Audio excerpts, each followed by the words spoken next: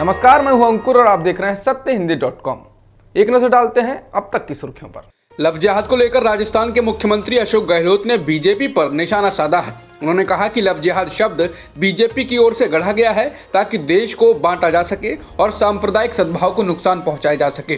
गहलोत ने कहा कि शादी एक व्यक्तिगत स्वतंत्रता का मामला है, इस पर अंकुश लगाने के लिए कानून लाना पूरी तरह से असंवैधानिक है और ये कानून किसी भी अदालत में टिक नहीं पाएगा।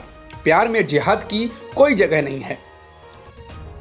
केरल के पत्रकार सिद्दीक कप्पन की सुनवाई एक बार फिर आगे बढ़ा दी गई है। आज उनके मामले पर सुप्रीम कोर्ट में सुनवाई हुई, जिसमें यूपी सरकार ने हलफनामा दायर कर कहा कि उन्होंने पत्रकार कप्पन को कभी भी किसी से मिलने से नहीं रोका। साथ ही कहा कि जेल में बंद आरोपी पत्रकार से किसी वकील के मिलने पर उसे कोई आपत्ति नहीं है, जिसके बाद सुनवाई अगले हफ्ते तक के लिए टाल दी गई।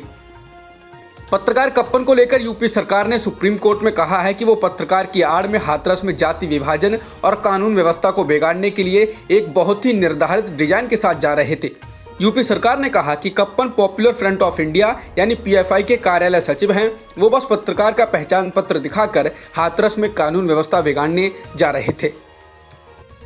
कांग्रेस के पतन के बारे में कपिल सिब्बल की टिप्पणी के बाद अब पार्टी प्रमुख सोनिया गांधी ने पार्टी में बनाई गई 3 समितियों में 4 असंतुष्ट नेताओं को शामिल किया है।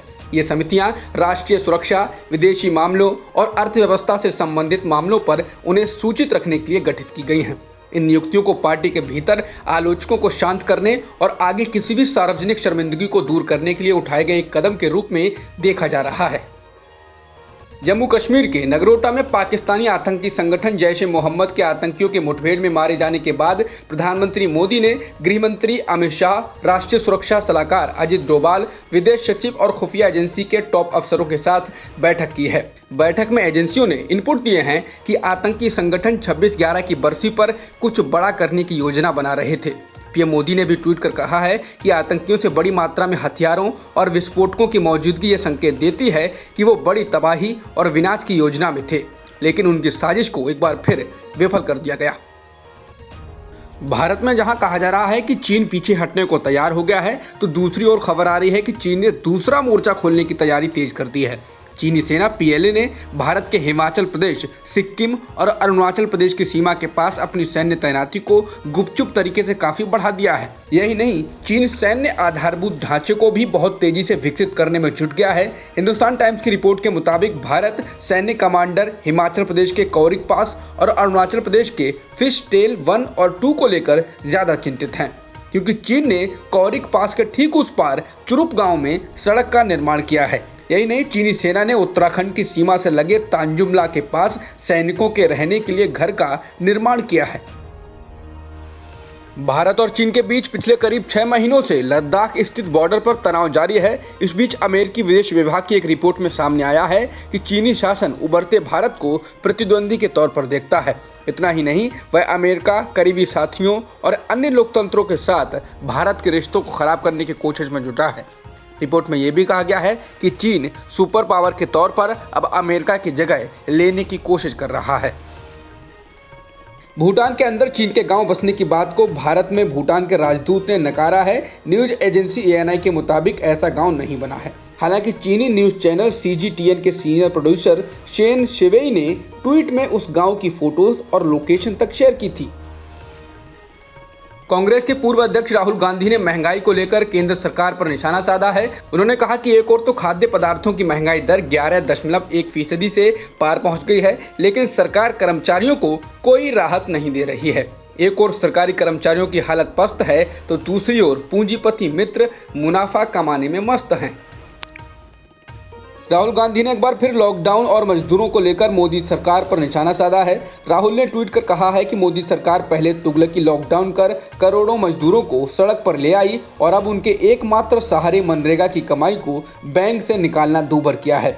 उन्होंने कहा कि सिर्फ बातों की है मोदी सरकार, कुचल रही गरीबों के अधिकार। राहुल ने अपने ट्वीट में एक रिपोर्ट को अटैच किया है, जिसमें कहा गया है कि मनरेगा मजदूरों को अपने पैसे निकालने के लिए बैंकों के चक्कर लगाने पड़ रहे हैं, जिसमें उनका काफ़ी किराया खर्च हो रहा है।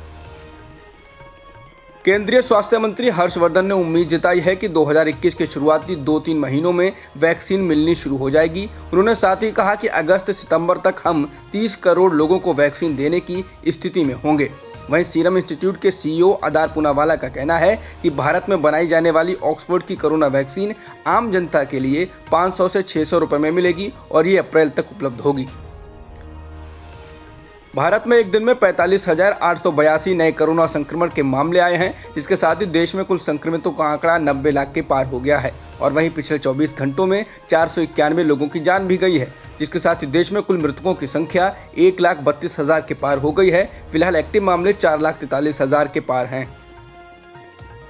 पाकिस्तान को फ्रांस का विरोध करना भारी पड़ रहा है। अब फ्रांस ने पाकिस्तान को Mirage fighter jets, air defence system और अगोस्टा 90B क्लास पनडुब्बियों के बेड़ों को अपग्रेड करने में मदद करने से इनकार कर दिया है। इसके साथ ही फ्रांस ने कतर से भी ये कहा है कि वो पाकिस्तानी मूल के टेक्नीशियन को रफाल पर काम नहीं करने दें, क्योंकि वो इस्लामाबाद को रफाल की टेक्निक लीक कर सकते हैं। मालूम हो कतर ने भी फ्रांस से रफाल जेट खरीदे हैं। बता दें, पाकिस्तान के पीएम इमरान खान ने फ्रांस के राष्ट्रपति मैक्रों की सीधे तौर पर आलोचना की थी, क्योंकि मैक्रों ने पैगंबर को लेकर बनाए गए कार्टून का समर्थन किया था। अब तक की खबरों में इतना ही। बाकी खबरों के लिए बने रहिए सत्यहिंदी.com के साथ।